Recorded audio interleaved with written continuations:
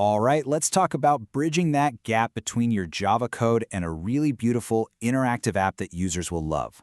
We're diving into JavaFX, the modern way to build graphical interfaces in Java. Let's get right into it. If you've ever written a line of Java, you know this screen, right? The classic black and white command line.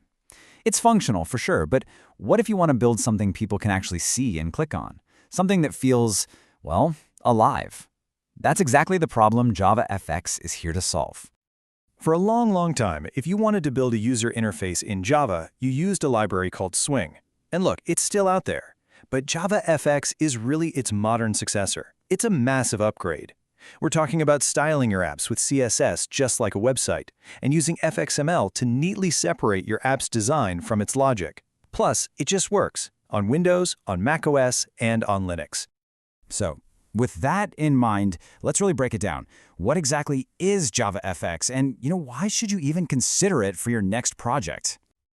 Okay, so at its heart, JavaFX is basically a toolkit.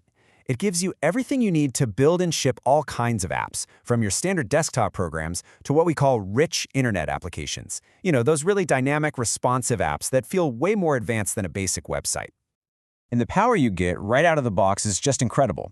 You've got this huge library of ready-to-go UI controls, buttons, sliders, tables, you name it. It also taps directly into your computer's graphics hardware, so animations are super smooth. It's really an all-in-one package for building modern-looking applications. To really understand how a JavaFX app is put together, I've found the best way is to think about it like you're putting on a play in a theater. Trust me, this little analogy makes the whole thing click. So first up, every play needs a theater. Right? The building itself. In JavaFX, that's called the stage.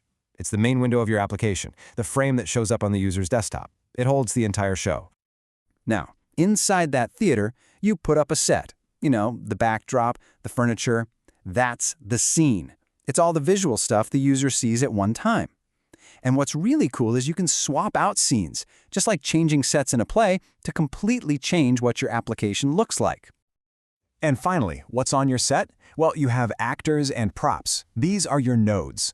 A node is any single thing on the screen. A button, a piece of text, an image, you name it. They're the things that bring your scene to life. So, it's simple. The stage holds the scene, and the scene is filled with nodes. That's the core of it all. Now, arranging all those actors and props might sound like a whole lot of code. And honestly, it could be. But JavaFX has this amazing tool that makes it way easier. Let's talk about Scene Builder. Scene Builder is a total game changer.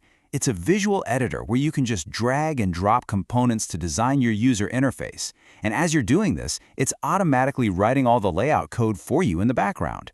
This is fantastic because it keeps the look of your app separate from the logic of your app, which makes everything so much cleaner to manage. And the process couldn't be simpler. You just make a new FXML file, pop it open in Scene Builder, and start dragging stuff onto your canvas. You can click on anything to change its properties, the size, the color, the text, and when you're done, you just hit Save. Your whole UI is designed, zero layout coding required. Okay, so you've dragged a bunch of nodes onto your scene, but how do you keep them from becoming a total mess, especially if the user resizes the window? You need a way to keep things organized automatically. That's where layout panes come in.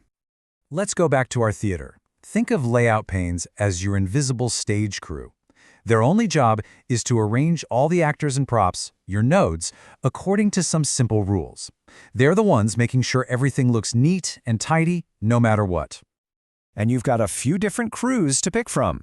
If you need things lined up in a row, like a toolbar, you use an H-box. If you need them in a column, like a menu, you use a V-box. For something complex, like a calendar, you've got grid pane, and border pane is perfect for those classic app layouts with sections at the top, bottom, and sides.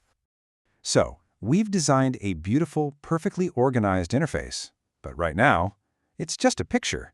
It doesn't do anything. It's time for the final and most important step. Bringing it to life. An event handler is basically the script for our actors.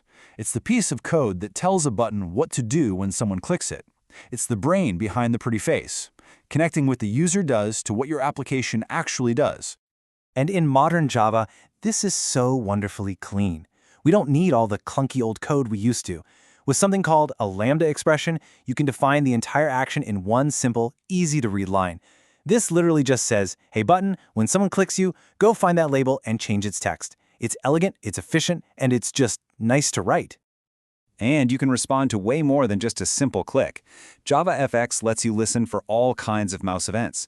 You can tell when a mouse moves over a button to create a hover effect, or when it's being dragged across the screen for a drawing app.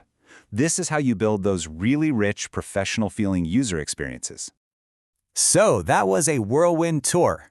Let's just pull all these pieces together and recap the essential toolkit you now have to go out and build some amazing JavaFX apps. Okay, so here's the bottom line. JavaFX is the modern way to do GUIs in Java. The structure is always stage, scene, node. Think theater, set, actors. You can use Scene Builder to design your UI visually, which is awesome. Layout panes are your stage crew, keeping everything organized. And finally, event handlers are the script that brings it all to life. Those are the core building blocks for pretty much anything you can dream up. So there you have it. You've got the complete blueprint now, from the big ideas down to the tools that make it fun and easy. The only question left is, what cool interactive app are you going to build first?